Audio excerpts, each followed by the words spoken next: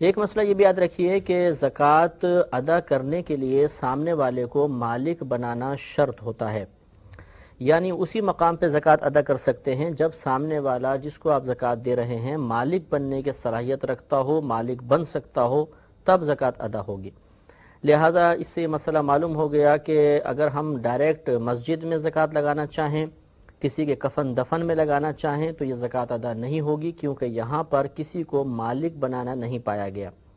ہاں اگر ہم کسی شرعی فقیر کو دیں اور وہ شرعی فقیر کفن دفن میں استعمال کر لے یا مسجد میں لگا لے تو یہ ایک الگ مسئلہ ہے کہ ہم نے کسی کو پہلے مالک بنایا اور اس شخص نے زکوٰۃ کو وہاں پر لگایا،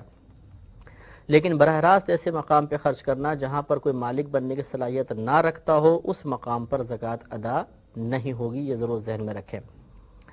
ایک مسئلہ یہ بھی یاد رکھیے کہ زکوٰۃ جب آپ ادا کریں تو یہ ضروری نہیں ہے کہ اس کو زکوٰۃ کہہ کر ہی دیں،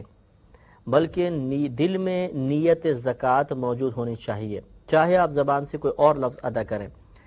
لہٰذا بعض اوقات ایسا ہوتا ہے کہ کوئی اپنے رشتہ داروں کو زکوٰۃ دینا چاہتا ہے اور رشتہ دار سفید پوش ہیں، ان کی عزت نفس زکوٰۃ کے لفظ سے مجروح ہوتی ہے، یعنی وہ ناپسند کرتے ہیں کہ ہمیں زکوٰۃ دی جائے۔ اس وقت آپ کے لیے جائز ہے کہ آپ نیت زکوٰۃ کریں اور زبان سے یہ کہیں میں آپ کو تحفہ دیتا ہوں، میں عیدی دیتا ہوں، میں آپ کی مدد کرتا ہوں، یا میں آپ کو قرض دیتا ہوں، اور یہ نیت یہ کر لیں کہ میں یہ کبھی واپس نہیں لوں گا، بلکہ دینے کے بعد کہیں چلیں ٹھیک ہے میں نے آپ کو یہ قرضہ معاف کیا۔